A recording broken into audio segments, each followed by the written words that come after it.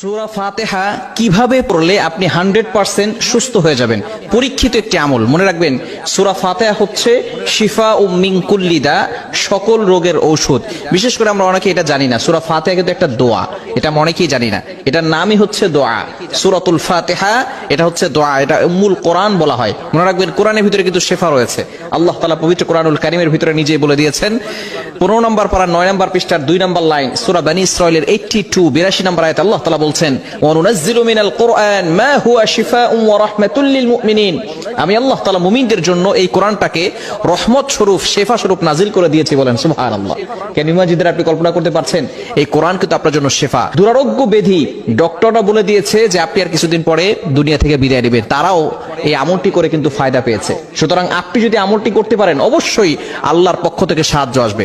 আমলটি কিভাবে করবেন? সূরা ফাতিহা আপনি ফজরের নামাজের সময় অবশ্যই আপনাকে নামাজ পড়তে হবে। নামাজ না পড়ে আপনি আল্লাহর কোরআন থেকে কোনো ফায়দা পাবেন না। আপনি নামাজ পড়বেন না, আল্লাহর কোরআন থেকে কোনো ফায়দা আসবে না। ইয়াকিনের সাথে, বিশ্বাসের সাথে যদি আপনি আমল করতে পারেন, অবশ্যই আল্লাহর পক্ষ থেকে সাহায্য আসবে।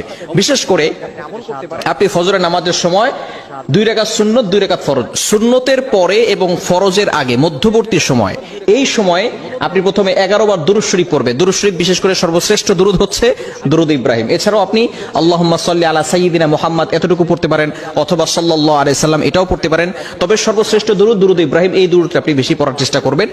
প্রথমে আপনি দুরূদ ইব্রাহিম পড়বেন 11 বার। এরপরে আপনি সূরাতুল ফাতিহা 41 বার পড়বেন, আউযু বিল্লাহ বিসমিল্লাহ সহকারে 41 বার সূরা ফাতিহা পড়বেন।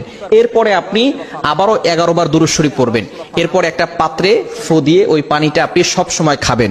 ইনশাআল্লাহ আল্লাহ পাক রব্বুল আলামিন আপনাকে সুস্থতার নিয়ামত দান করবেন। আপনি কল্পনাও করতে পারবেন না, যত ধরনের অসুস্থতা থাকুক না কেন, যদি আপনি আমলটা করতে পারেন এবং এই পানি আপনি খেতে পারেন, আল্লাহ পাক রব্বুল আলামিন আপনাকে সুস্থতার নিয়ামত দান করবেন। মনে রাখবেন, কোরআনের ভিতরে শিফা রয়েছে এবং সূরাতুল ফাতিহা হচ্ছে শিফা মিন কুল্লি দা।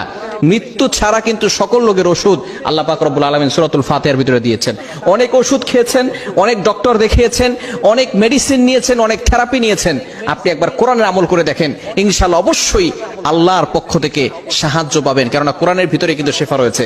কোরআনের একটা মুজিজা হচ্ছে, অন্যতম মুজিজা, কোরআনের পাওয়ার আপনি দেখতে পারবেন যে আল্লাহ তাআলা কোরআনের মাধ্যমে আপনাকে সুস্থতার নিয়ামত দান করবেন।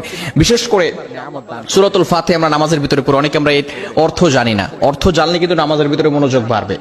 আল্লাহ পাক রব্বুল আলামিন কেমন যেন, যখন কোনো বান্দা নামাজে দাঁড়ায়, তখন নামাজে দাঁড়ানোর সাথে সাথে ওই বান্দার সাথে আল্লাহ তাআলা কেমন যেন কথা বলতে থাকেন।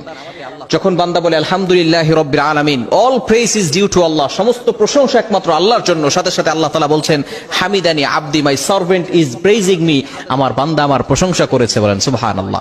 আল্লাহ তাআলা বান্দার প্রতি কথার উত্তর দিয়ে থাকেন। এজন্য অবশ্যই আপনাকে চেষ্টা করতে হবে এই সূরাতুল ফাতিহার আমল করা।